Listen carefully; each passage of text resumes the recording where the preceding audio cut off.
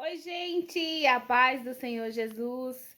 Meu nome é Ludmila Souza, a menina dos tapetes aqui dessa página do YouTube.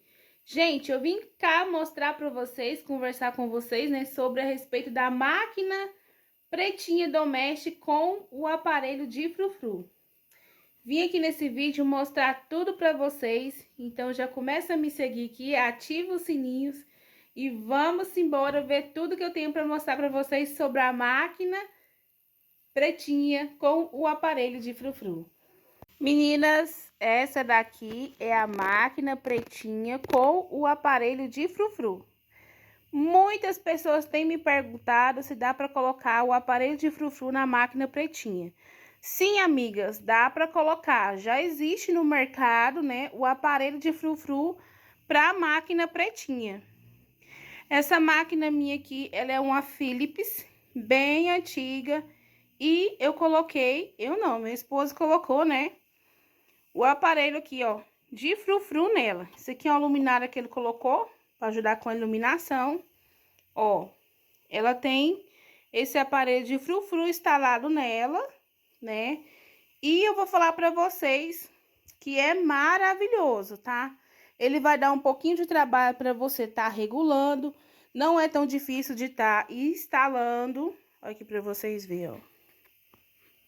E eu tenho recebido muita pergunta sobre isso. Ah, eu tenho uma máquina pretinha. Será que dá para colocar o aparelho? Ah, essa máquina sua, qual que é? É uma máquina, gente, antiga, pretinha. Eu creio que vocês aí na casa da avó de vocês, da mãe, já teve dessas máquinas. E ela pega, sim, o aparelho de frufru. Lembrando que esse aparelho aqui é próprio para essas máquinas, tá, amiga? E agora eu vou mostrar para vocês o motor da minha máquina. Ela não tem aquele motorzinho pequeno aqui, porque ela tem um motor de tanquinho. Então, eu vou estar mostrando aqui para vocês também. Aqui, amigas, ó. O motor de tanquinho fica aqui. Meu esposo fez um balancinho, aonde o peso do motor é que estica a correia. Eu vou mostrar do lado de lá para vocês verem. Ó, meninas, é um motor de tanquinho. A correia também é de tanquinho. Aí vai subir, aqui tem a mesa dela e a correia tá aqui na máquina, ó, tá vendo? Essa máquina minha aqui é uma Philips antiga, bem antiguinha. E funciona maravilhosamente com o aparelho de frufru. Ele tá todo emplumado porque eu tava trabalhando com ele, né? Ó.